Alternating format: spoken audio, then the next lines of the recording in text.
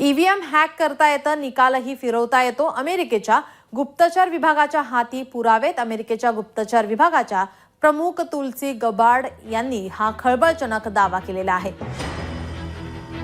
भारतात गल्लीपासून 2017 पासून आज 2026 9 वर्षामध्ये या 4 नगरसेवकांनी मी ज्या प्रभागात प्रतिनिधित्व केलं त्या प्रभागात एक जरी विकास काम केलं असेल यांनी जर दाखवून दिलं तर मी आज तुमच्या सर्वांच्या समोर या ठिकाणी सांगतो, मी राजकारणातून संन्यास घेईन. एकही काम त्यांनी आमच्या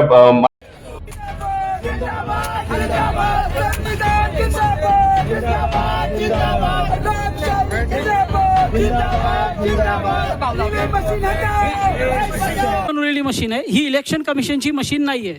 तर या डेमो मशीन मध्ये आम्ही इलेक्ट्रॉनिक आणि पेपर वोट दोघांची इकडे चोरी कशी होऊ शकते ते करून दाखवणार आहे. माझ्या प्रभागामध्ये केलेलं नाही. असं असताना आणि आम्ही एवढ्या चांगल्या पद्धतीने काम करून आम्हाला 15, 20, 25 अशी मतं, त्यामुळे हे नक्कीच या ईव्हीएम मध्ये हॅकरने याच्यामध्ये महत्वाची भूमिका बजावली असं आम्ही या ठिकाणी ठामपणे सांगू शकतो. कारण आज आपण पाहतोय पाश्चिमात्य देशात, जगातल्या मोठमोठ्या देशांनी ही यंत्रणा नाकारलेली आहे की त्या ठिकाणाहून मशीनद्वारे ईव्हीएम मशीनच्या द्वारे मतदान नाकारलेलं आहे, निवडणुका नाकारलेल्या, आणि तीच यंत्रणा आपल्या भारत देशाने स्वीकारलेली आहे. म्हणजे जे परदेशात नाकारलं जातं ते आपल्याकडे स्वीकारलं जातं. म्हणजे ठराविक पक्षाला याचा कार्यालयात घोषणाबाजी करण्यात येते. या क्षणाची महत्वाची अपडेट. धर्मवीर छत्रपती संभाजीराजे शौर्य प्रतिष्ठानच्या कार्यकर्त्यांनी ही घोषणाबाजी केली आहे. महिला अध्यक्ष राजेश्री उमरे पाटील यांच्यासह अन्य सहकाऱ्यांनी या ठिकाणी गोंधळ घातल्याचं पाहायला मिळतं. Please follow, like, share, comment and subscribe the सम्यक क्रांती चॅनल. थँक्यू. या संभाषणामध्ये एक गोष्ट क्लिअर केलेली आहे की आम्ही निवडणूक आयोगावरती एक लेटर पाठवत आहोत त्यांना की ही जी निवडणूक झालेली ट्रान्सपरंट झालेली नाहीये. ह्याच्यामध्ये कुठलीही क्रॉस चेकिंगची पद्धत नाही की निवडणूक किती झाली, काय झाली, व्हीव्हीपॅटच ह्याच्यामध्ये नव्हते आणि हे पहिल्यांदा झालेलं आहे. आमचं म्हणणं हे आहे की आम्हाला हे सांगा की व्हीव्हीपॅट का नव्हते, आम्ही कसं क्रॉस चेक करायचं आहे मशीन्सला. दुसरी गोष्ट, जे बटन दबत नव्हते मशीनचे त्यासाठी तुम्ही आम्हाला का इन्फॉर्म नाही केलं उमेदवारांना की चेक करा की आम्ही दुसरी मशीन लावतोय तिथे, आम्हाला का बोलवलं गेलं नाही. हा आमचा अधिकार आहे, संविधानिक अधिकार आहे. पोलीस यंत्रणा तिथे काय करत होती. तिसरी गोष्ट आमची अशी आहे की निवडणूक घाईघाईत का घेतली गेली. 5 ते 6 हजार आमचे मतदार आमच्या विभागातनं बाहेर का गेले याची जबाबदारी कुणाची. ते मतदार आम्हाला ओळखत होते, माझ्या घरातले होते. रावतेंनी आता सांगितलं त्यांची फॅमिली त्यांना मतदान करू नाही शकली. ही जगातली कुठली पद्धत आहे मतदानाची. कोण जबाबदार आहे याला? निवडणूक आयोग जबाबदार आहे का नाहीये? 5 वर्ष निवडणूक आयोग काय करत होतं? शेवटच्या 2 महिन्यामध्ये ते कामाला का लागलं ही आमचं म्हणणं आहे. त्याशिवाय आम्हाला ज्या वेळेस हे ईव्हीएम मशीन्स दिले गेले त्यांचे व्हीव्हीपॅटची सिस्टीम चालू असणं हे जरुरी होतं. आम्हाला ते क्रॉस चेक करायचंय. याच्यासाठी आम्ही निवडणूक आयोगाकडे जाणार आहोत, त्यांना एक लेटर देणार आहोत. 10 दिवसांमध्ये आम्हाला जर सॅटिस्फॅक्टरी उत्तर नाही भेटलं तर आम्ही न्यायालयाकडे जाणार आहोत. ही आमची पुढची स्टेप असणार आहे. अजून एक लक्षात घ्या, 1 ते 110 मतदार याद्या होत्या. तर 1 ते 110 मतदार याद्यांच्या प्रत्येक यादीवर जे मशीन लावलं गेलं त्या मशीन क्रमांकाची यादी उमेदवारांना देणं आवश्यक होतं का नव्हतं? कुठल्याही उमेदवाराला ती यादी दिली गेली नाही की 1 नंबर यादीला कुठलं यंत्र ईव्हीएम मशीन लावणार आहे, त्याचा नंबर काय असणार आहे. अशा 110 या मतदान केंद्रांचे या नंबर्स प्रत्येक उमेदवाराला देणं आवश्यक होतं. ती यादी आमच्या कुठल्याही उमेदवाराला निवडणूक निर्णय अधिकाऱ्यांनी दिलेली नाही याचाही आरोप आहे. आणि हा आरोप प्रत्यक्ष निवडणूक निर्णय अधिकारी सचिन बारावकर, जे वडगाव शेरी मतदारसंघाचे निवडणूक निर्णय अधिकारी आहेत, त्यांच्यावर हा माझा आरोप आहे. मी त्यांना त्या दिवशी कमीत कमी 100 वेळा फोन केले असेल, इथं असे प्रकार चाललेत, परंतु त्यांनी एकही फोन माझा रिसिव्ह केला नाही. पोलीस यंत्रणेला आम्ही फोन करून सांगत होतो इथे पैसे वाटप चालू आहे, तिथे पैसे वाटप चालू आहे, इथं हा गैरप्रकार चालू आहे. पोलिसांनी सुद्धा त्याच्याकडे दुर्लक्ष केलेलं आहे. पोलिसांवरती देखील आमचा आरोप आहे. आज एवढी यंत्रणा सक्षम असताना देखील एवढे सर्रास एवढे प्रकार घडतात. म्हणजे लोकशाही आहे का हुकुमशाही आहे आपल्या भारतामध्ये? आणि या हुकुमशाहीचा मी या ठिकाणी निषेध करतो. सर्वप्रथम मी एक तुम्हाला सांगू इच्छितो, हे माझं वोटर ID कार्ड आहे जे ऑनलाईन आपल्याला दिसतंय.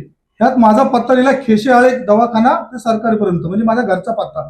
मी राहिलाय सिद्धार्थनगर जाकात नाका. गेल्या वेळेस माझं वोटिंग होतं टिंगरे शाळेत. यावेळेस माझा घरचा पत्ता बदलला गेलेला आहे, वोटिंग माझी लोगवल्या गेलेली आहे. असे अनेक उमेदवार आहेत ज्यांचं मतदान स्थलांतर केलेलं आहे.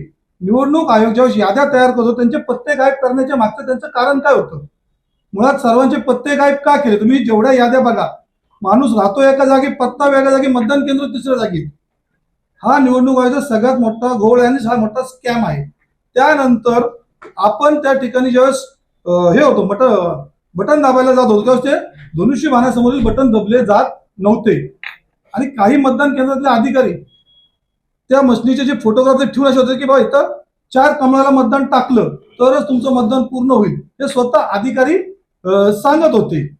त्यानंतर मशनीचे क्रमांक ज्या दिवशी आम्हाला बंद करायला लागलं, मशनीचे क्रमांक आणि मतमोजणीचे क्रमांक या दोन्हीमध्ये तफावत होत्या. त्यानंतर आपण पाहिलं की निवडणूक मतमोजणीच्या केंद्राच्या वेळेस ज्यावेळेस मतमोजणी चालली होती त्यांना असे बल्कमधून जे उमेदवार बीजेपीचे आहेत त्यांना असं बल्कमधून आकडे दाखवले जायचे आणि आम्हाला जे कमी लेखण्यासारखे आकडे दाखवले जायचे. आणि हा आकडे बघताना असं वाटत होतं की कुठेतरी हॅकिंग व्हायला लागली, कुठेतरी कोणतरी बसलं जो आकड्याचा खेळ करायला लागलाय आणि आकडेवारी खालीवर करायला लागलाय. जो बीजेपीचा एससी कॅन्डिडेट म्हणजे एससी कॅन्डिडेट जो अनुसूचित जाती जमातीतला तो त्या मतदारसंघात राहतच नव्हता. वडगाव शिरी या ठिकाणी तो राहायचा ना, त्याला या मतदारसंघाचा अभ्यास ना, त्याचं मतदान देखील या मतदार केंद्रात नाही. त्याला मस्के दादांच्या इथून 5,000 लीड दाखवते आणि यांना फक्त 100 दाखवतात. ज्याचा प्रचार नाही, ज्याचं नाव माहिती नाही, ज्याचं मतदान नाही, त्याला एवढ्या मोठ्या प्रकारे लीड कशी काय भेटू शकते? हा सगळ्या प्रकारे एक संशयास्पद आहे आणि हॅकिंगचा मोठ्या प्रमाणात जाळ आहे.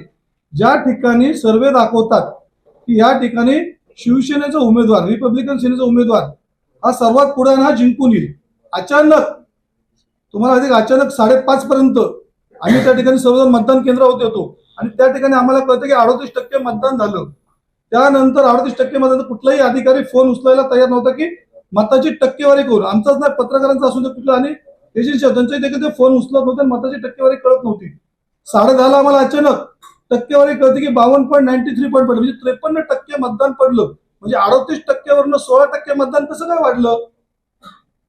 हा देखील एक घोळ आहे. म्हणजे आणि आणखीन एक माहिती पडली की ज्यावेळेस मतदान केंद्राचे 110 बूथ आमच्या विभागात होते, 110 बूथ वरती 20 मतं सट केली जातात, 30 मतं सट केली जातात. जसं पाहिजे तशी मशीनच्या अगोदर, म्हणजे मशीन खुलण्याच्या अगोदर जर तुम्ही 20 मध्ये 110 बूथ जरी पकडले तर 20 मतांनी इतर 2,200 मतं सट केली जातात. म्हणजे अशी किती वेळा 30, कधी 40 अशा प्रकारे मशीनीमध्ये मत देखील सट केली जातात अधिकाऱ्याला पकडून. पूर्वी बूथ कॅप्चर व्हायचे, आता अधिकारी कॅप्चर होतात आणि अधिकारीच मतं सट करतात. असे अनेक प्रकारे मशिनीचे जे सट केले जातात आणि हा आम्ही प्रत्यक्ष अनुभव घेतलेला आहे. त्यामुळे आमचा आरोप आहे की ज्या ज्या प्रभागामध्ये बीजेपीला वाटत होतं की माझा उमेदवार निवडून येणार नाही, त्या ठिकाणी मशीन हॅक केली गेलेली, ईव्हीएम मशीन हॅक केली गेली आणि त्यामध्ये सट करून मशीन उमेदवार निवडून आणले गेलेले आहेत. झालं अजून काय?